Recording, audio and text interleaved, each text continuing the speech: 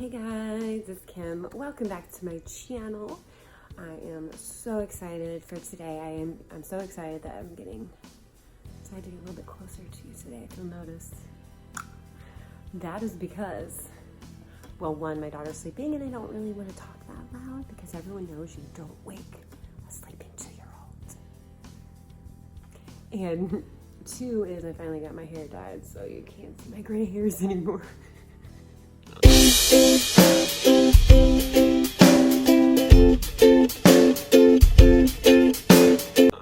Just keeping it real, keeping it 100, okay? So I can't even believe the spread that I did this week. I was really stressed this weekend. I'm just gonna start with that, okay?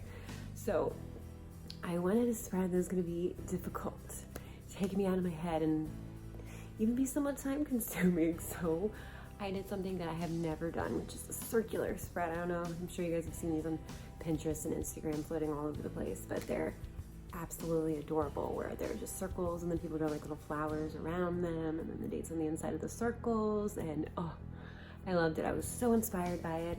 And since my theme is butterflies, I thought it'd be really cool if I made it look like a butterfly garden. So that is what I decided to do. It's absolutely perfect, I think, because today's Mother's Day.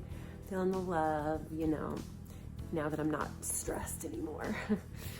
Yeah, I was very stressed while working on this very long, strenuous spread that you're about to see.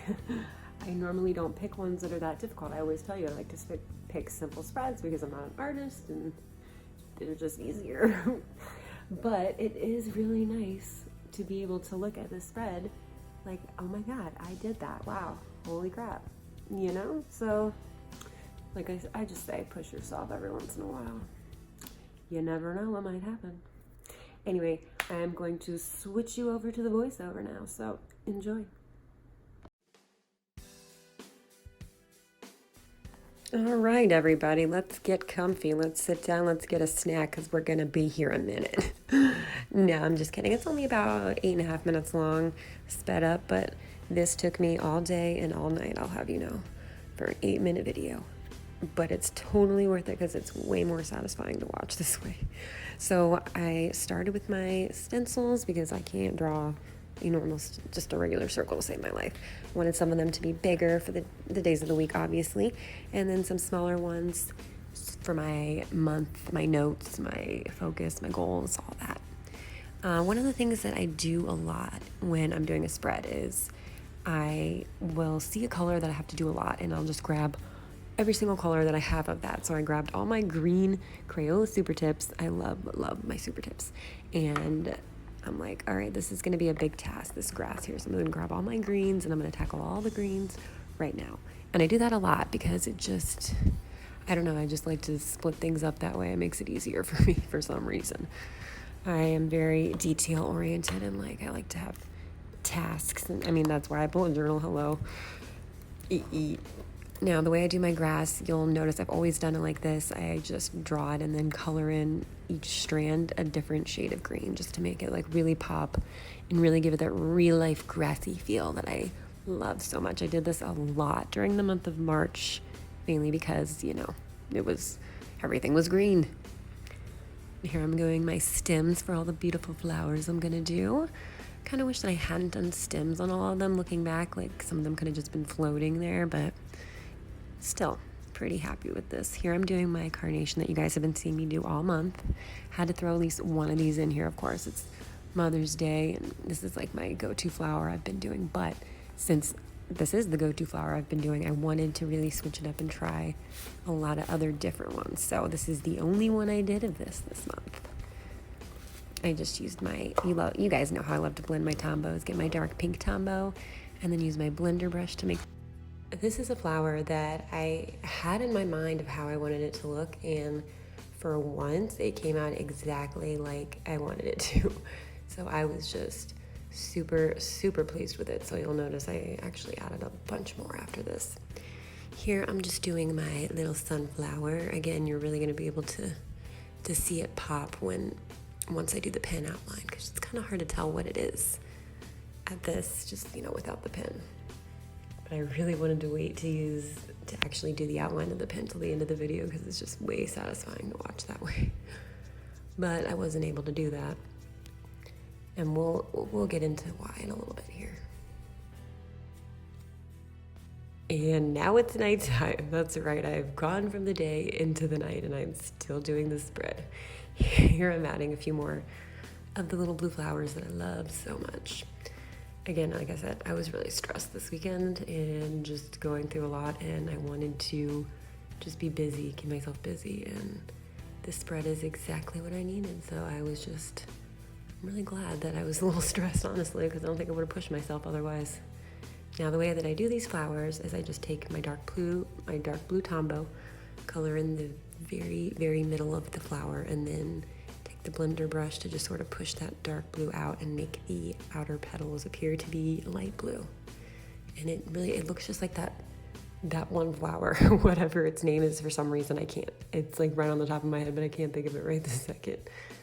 Now, this one is very like tropical-y feel.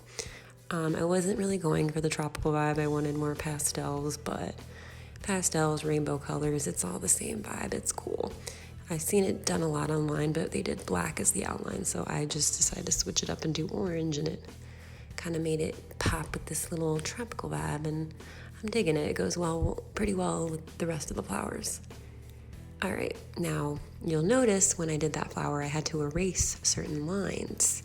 Now, when I did that, because when I go to do my blending of the petals, sometimes it will pick the pencil up and it'll just get like the lead in the blend, and it won't look good.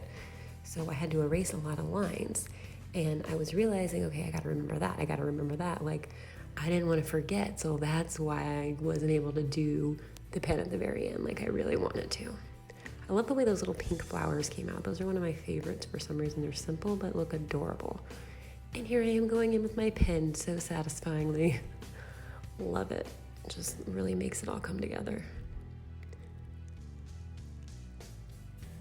I used my Pigma Micron 005 to do all the outlining because it's the thinnest one I have, and for outlining things, if I feel like when I pick too dark of a pen, it just sort of takes away from the actual look of what I'm drawing, the flower, whatever it may be. It really takes it away, takes something away from it. The thinner the line, the better. Now, I did use my 08 Pigma Micron for certain flowers, and I'll show you those in a minute. Here I'm just doing more of the little blue ones. Love those. This is probably my favorite flower on the whole spread. Wish I had more room for other ones. I love the color that I chose. Just everything about it. The shape came out perfect. Just nailed it. Considering really the only type of flower I'd ever drawn before this was just the little one in the left corner, the one that everyone draws when they're in kindergarten and everyone knows how to draw. Like, see, even with the lines in there, it just looks so good to me. I love, love, love that.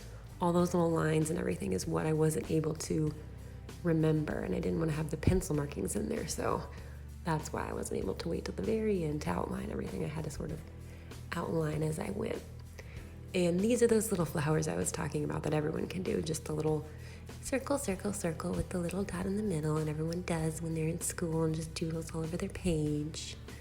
Kind of wish I hadn't done stems everywhere because I feel like some of the flowers could have been floating and it would have looked cool, but it's all right. Now here, I really went crazy with this one now. I also used my Tombow Fudanaski calligraphy brush for my butterflies. Now, I got that tip from Amanda Rachel Lee's butterfly video because just the way that she was able to get the darker strokes when she wanted without having to grab a different pen, it seemed so genius to me. I had to try it, and it worked really good. I love that yellow and green butterfly right there because it actually really appears pastel unlike a lot of the other ones. And the reason why I'm not able to get that pastel vibe is because I like to do blending a lot, and a lot of the very light pastel colors don't blend. Here I'm doing my lavenders. I went in with a light purple Crayola Super Tip and then sort of outlined everything with a little dark purple dot on the outside. And you can't really tell from the picture, but it really kind of makes it pop, especially when I go everything in pen too. I'm also going to put a picture of this on my Instagram page, so be sure to check that out and you can kind of look at the details a little more. See, some of them I really went crazy and did crazy designs and even did the little wings or whatever you call them at the bottom there, and then other ones I just stuck to a simple little circular design. I just kind of went real crazy. Like I said, I was stressed and I needed it, and I'm really, really glad because I don't think I've ever made anything like this. This is probably the spread that I am most proud of in my whole bullet journal career. Definitely the one I spent the most time on, and I think it shows.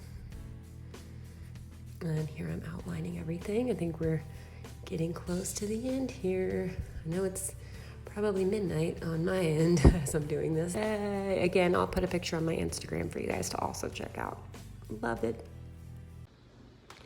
So thank you to everybody that was able to survive the 8.5 minutes long or whatever that was. I can't believe that was that long. Usually when I do a spread for the week and it's like sped up, it's 30 seconds. I'm not even kidding you. It's because I had to stop and start and stop and start so much. Usually I'm just able to like, when I start, I usually just finish it right then. That's what I like to do. But my daughter didn't take a nap, and it's a crazy spread, right? What do you guys think? Let me know. If you like, please leave me a comment, and also, of course, subscribe to my channel. Follow me on Instagram at imperfectlyperfectplanner as well. Thanks, guys, and I will see you next Monday.